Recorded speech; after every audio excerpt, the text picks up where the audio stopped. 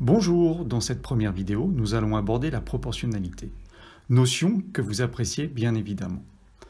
Nous allons voir deux grandes parties. La première partie, la notion de grandeur, et la deuxième partie, savoir reconnaître la proportionnalité.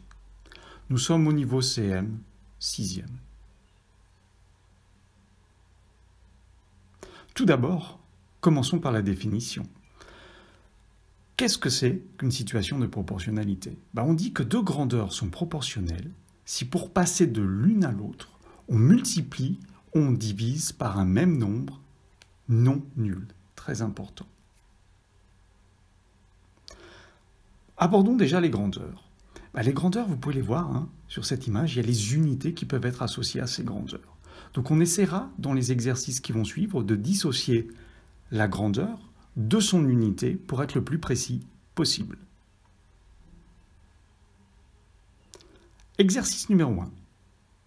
Au supermarché, on peut lire au rayon fruits et légumes 2 kg de pommes à 2,10 €. Quelles sont les grandeurs qui interviennent dans cet énoncé? Donc tout notre travail sera de chercher justement ces grandeurs. Bon, alors nous allons chercher les deux grandeurs qui sont présentes dans cet énoncé. 2 kg de pommes à 2,10 €. Une grandeur est une quantité qui est mesurable. On se rend compte qu'il y a deux parties qui sont mesurables. 2 kg et 2,10 €. La première des grandeurs qui intervient donc, ce sera les 2 kg. Alors on fait un tout petit peu attention, on va différencier la grandeur de son unité. L'unité est présente, ce sont les kilogrammes. Mais la grandeur qui est associée, c'est bien évidemment la masse.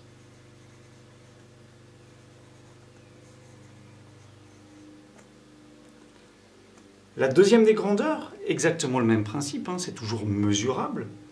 On voit apparaître l'unité qui est en euros. Et qu'est-ce qu'on paye? Bien évidemment, c'est le prix qui est proposé.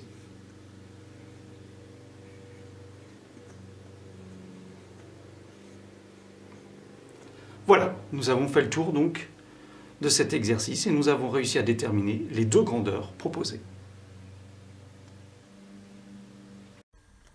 Passons au deuxième exercice.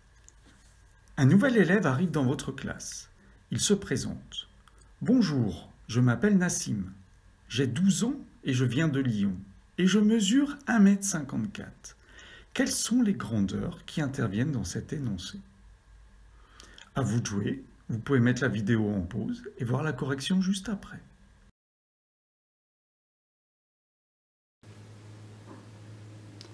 Passons à la correction du deuxième exercice. Alors, dans ce deuxième exercice, on se rend compte qu'il y a trois informations qui nous sont précisées. La première des informations, j'ai 12 ans. Deuxième des informations, je viens de Lyon. Et troisième information, je mesure 1,54 m. Comme précédemment, nous allons rechercher les grandeurs mesurables. Je viens de Lyon, on se rend compte qu'il est difficile de le mesurer. Donc les deux informations qui vont être importantes et les deux grandeurs qui vont intervenir vont être les 12 ans et les 1,54 m. Maintenant, essayons d'être un tout petit peu plus précis. De la même façon que dans l'exercice précédent, 12 ans. Nous avons l'unité qui est les années, les ans. Mais quelle est la grandeur qui est derrière tout ça? C'est bien évidemment, et c'est ce qu'on vous demande souvent, votre âge.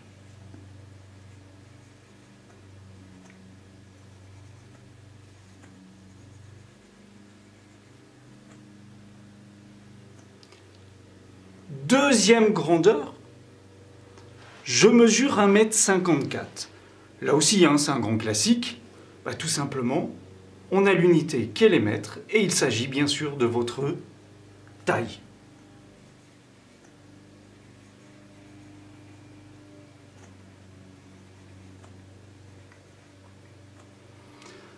Voilà, on a réussi à déterminer les deux grandeurs qui étaient présentes dans cet énoncé. Dans la deuxième partie, nous allons voir si toutes les situations sont vraiment des situations de proportionnalité, ou si au contraire, nous allons être confrontés à des situations un peu différentes. Exercice numéro 1. Dans cet exercice, on voit apparaître des tableaux. Nous allons déterminer si ce sont des tableaux de proportionnalité ou pas. Dans le premier des tableaux, on se rend compte qu'il n'y a pas de grandeur qui interviennent. Nous allons travailler juste sur des valeurs numériques. Au contraire, sur le deuxième tableau, nous voyons que les grandeurs sont bien marquées pour nous habituer déjà aux situations que nous allons rencontrer plus tard. Allez, sur ce premier exemple, on se rend compte que les deux grandeurs n'apparaissent pas.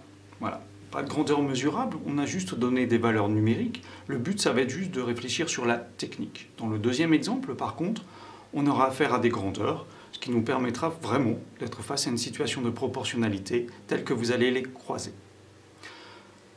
L'idée, nous avons deux lignes, encore une fois, dans ce tableau. On va chercher comment est-ce qu'on va passer de la première à la deuxième ligne en effectuant une des deux opérations permises, c'est-à-dire une multiplication ou une division. Je mets déjà une petite flèche et on va essayer de trouver comment est-ce qu'on va passer de 2 à 12. Les valeurs numériques qui ont été choisies sont assez simples. Encore une fois, on travaille juste sur le principe. On peut se poser la question, dans un premier temps, 2 multiplié par combien va nous donner 12 ? 5 multiplié par combien va nous donner 30 ? 8 multiplié par combien va nous donner 48 ?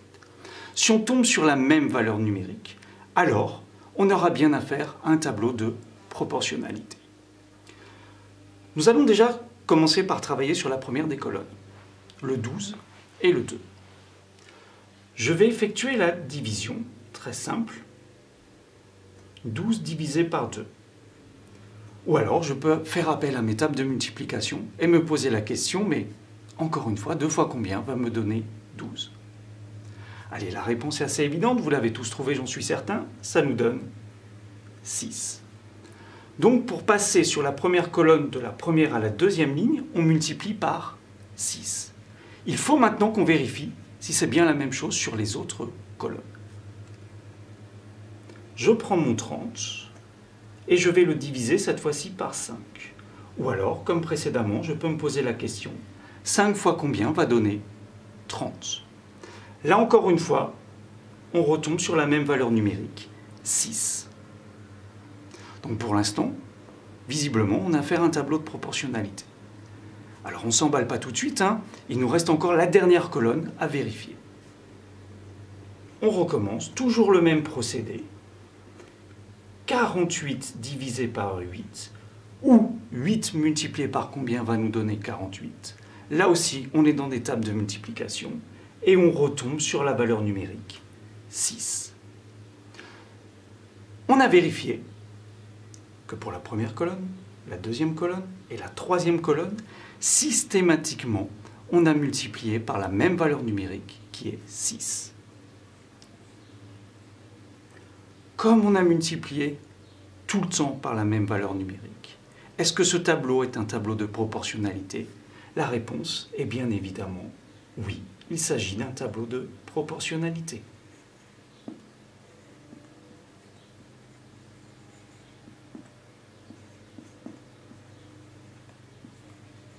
Voilà. C'est le travail qu'on aura à faire pour vérifier si les tableaux sont systématiquement des tableaux de proportionnalité.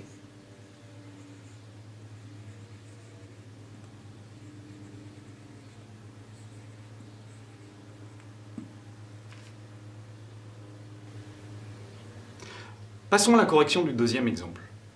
Alors dans le deuxième exemple, comme précédemment, on va raisonner sur les colonnes. Pour passer de 2 à 16, par quel nombre je vais multiplier? De la même façon, cette multiplication à trous peut se résoudre en posant la division. Alors comme vous connaissez bien vos tables de multiplication, comme précédemment, aucun problème, directement on trouve la réponse, qui est bien évidemment 8. Maintenant, il reste à trouver la même valeur numérique sur la deuxième et la troisième colonne pour que ce tableau soit bien un tableau de proportionnalité. Donc deuxième calcul. 5 multiplié par combien va me donner la valeur 40 ? Ou 40 divisé par 5, quel est le résultat que je vais trouver? Là encore, vous êtes de plus en plus fort en table de multiplication et je retrouve bien évidemment la valeur 8. Ça débute bien, je tombe 2 fois sur la même valeur numérique. Comme précédemment, attention, pas trop d'enthousiasme, il nous reste une dernière valeur à vérifier. Je pose mon petit calcul. 60 divisé par 10.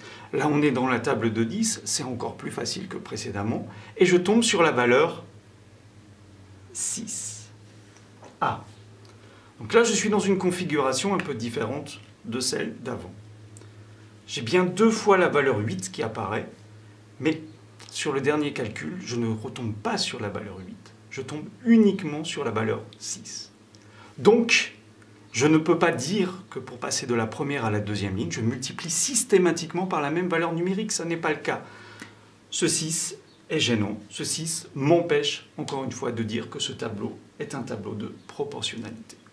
Donc, conclusion, ici, non, je n'ai pas affaire à une situation de proportionnalité. Donc, je l'écris. Il ne s'agit pas d'un tableau de proportionnalité.